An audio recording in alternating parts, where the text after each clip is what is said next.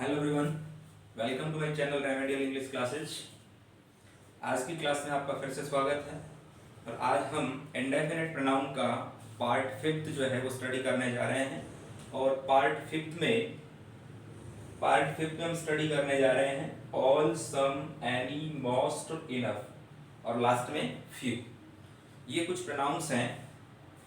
कितने हो गए? 1 2 3 4 5 6 प्रोनाउन का हम स्टडी करने जा रहे हैं।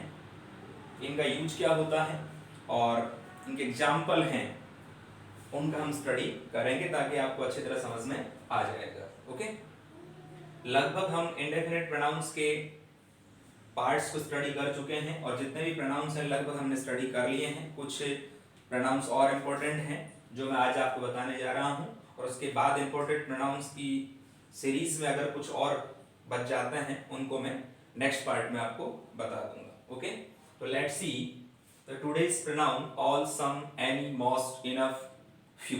ओके, इनका जो यूज है देखिएगा यहाँ पर, used for persons and things.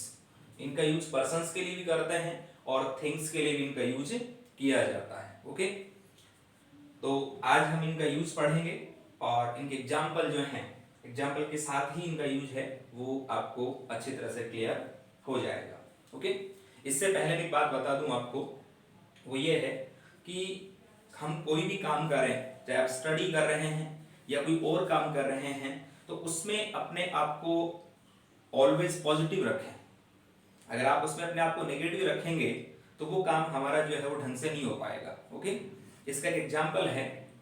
वो एग्जाम्पल, जब तक पानी जो है वो जहाज के अंदर एंटर नहीं करेगा, जब तक क्या होगा, उस वक्त तक जहाज है वो पानी के अंदर नहीं डूब सकता। कहने का मीन्स ये है कि जब तक वो जहाज में पानी का आना वो एक नेगेटिव पॉइंट है। क्या है वो? एक नेगेटिव पॉइंट है।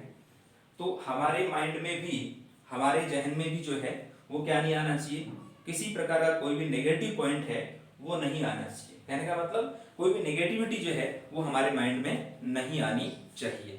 नेगेटिविटी हमारे माइंड में नहीं आएगी तो हम किसी भी टारगेट को अचीव कर सकते हैं। तो इस एग्जांपल से हमें क्या सीखना है कि हमें क्या करना है, हमें ऑलवेज पॉजिटिव रहना है। ओके, चाहे हम स्टडी कर रहे हैं या और कोई अपना टास्क जो है, चाहे हम बिजनेस कर रहे हैं, क्योंकि लोग कहने वाले बहुत हैं कि तेरे से ये काम नहीं होगा, तेरे लायक ही नहीं है काम, तो इस काम को क्यों स्टार्ट कर रहा है। लेकिन आपको अगर वो टारगेट अचीव करना है, अगर वो आपको अपने के सपने को जो है कंप्लीट करना है, साकार करना है, ठीक है ना, तो पहले आपने सपना देखा है, उसके अकॉर्डिंग फिर आप उसके लिए अपना जो अटेम्प्ट है, अपने जो एफर्ट्स हैं वो कर रहे हैं। तो नेगेटिव बनाने के लोग बहुत से हैं दुनिया में, तो हमें नेगेटिव नहीं बनना है। हमें क्या करना है, हमें ऑलवेज पॉजिटिव रहना है। तो हमारा फिलहाल जो टास्क है, फिलहाल जो हमारा टारगेट है वो स्टडी का है। स्टूडेंट्स, जो स्टडी में भी हमें नेगेटिव नहीं रहना है। लोग आपको भी बहुत कहते हैं या कहेंगे, मुझे भी लोग कहते हैं, लेकिन हमेशा जो है मैं भी पॉजिटिव रहता हूँ और इसलिए मैं आपको ये मेरी एडवाइस दे रहा हूँ कि आपको भी क्या करना है, ऑलवेज पॉजिटिव रहना है। देखिए एग्जाम्पल, फर्स्ट एग्जाम्पल है वो है a few of these stools are old. A few of these stools, ये जो स्टूल्स हैं इनमें से कुछ जो स्टूल्स हैं वो क्या है, पुरानी है। ए फ्यू का मतलब कुछ, फ्यू, ए फ्यू और द फ्यू, ये तीन आपके प्रोनाउन होते हैं।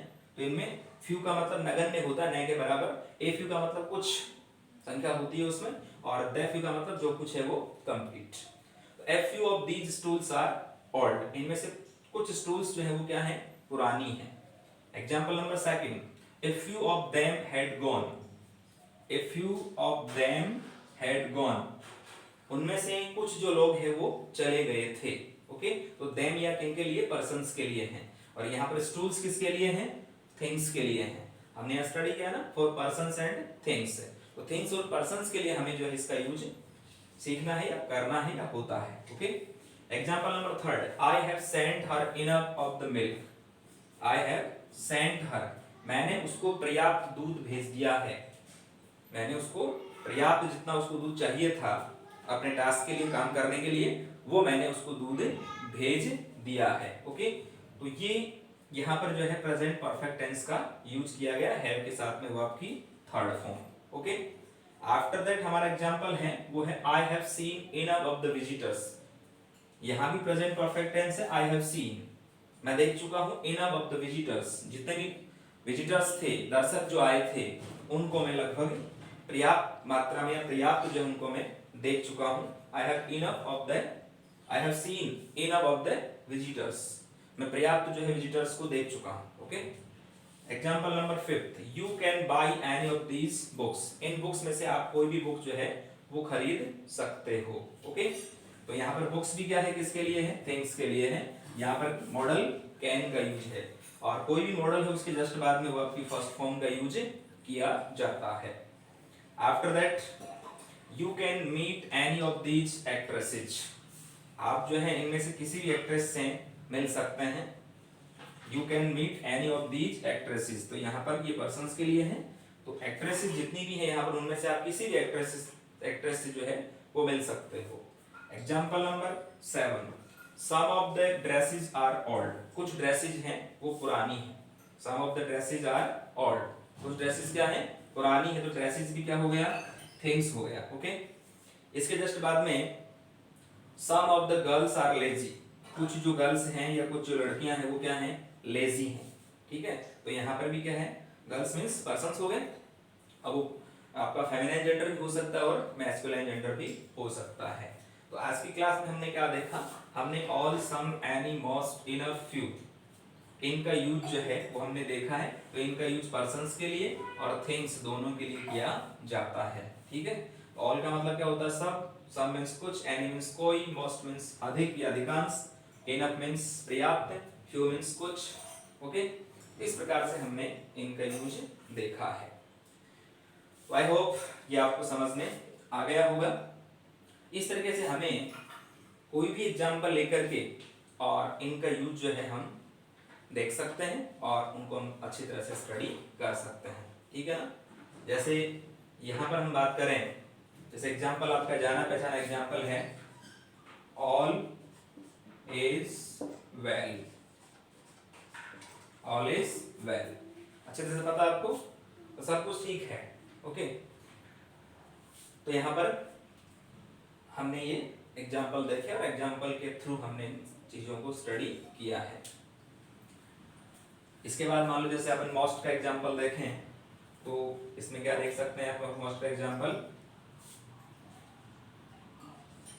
I like him the most.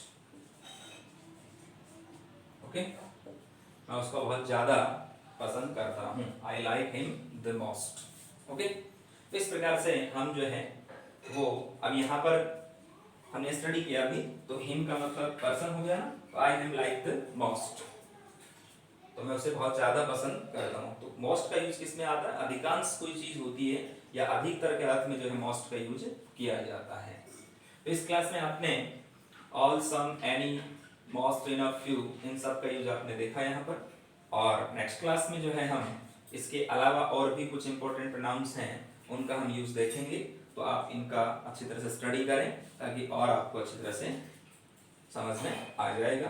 But मैं बार बार आपको एडवाइस कर रहा हूँ, मैंने पहले भी आपको एग्जाम्पल देके बताया कि ऑलवेज क्या रहना है, हमें पॉजिटिव रहना है। ओके, ऑलवेज बी पॉजिटिव और अपने टारगेट की तरफ आपको आगे बढ़ना है। तो मिलते हैं नेक्स्ट क्लास में कुछ और प्रोनाउंस के साथ में, और नेक्स्ट क्लास में हमारे प्रोनाउंस का एक फाइनल टच होगा, उसके बाद हम न्यू टॉपिक जो स्टार्ट करेंगे।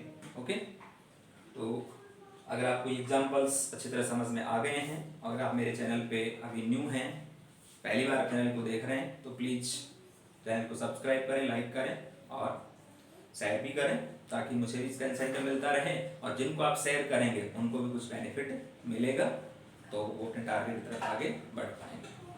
ओके, मिलते हैं नेक्स्ट क्लास में न्यू टॉपिक के साथ में। तब तक थैंक यू वेरी मच। स्वस्थ रहिए, मस्त रहिए, अपने स्टडी में व्यस्त रहिए। जय हिंद, जय भारत, वंदे मातरम।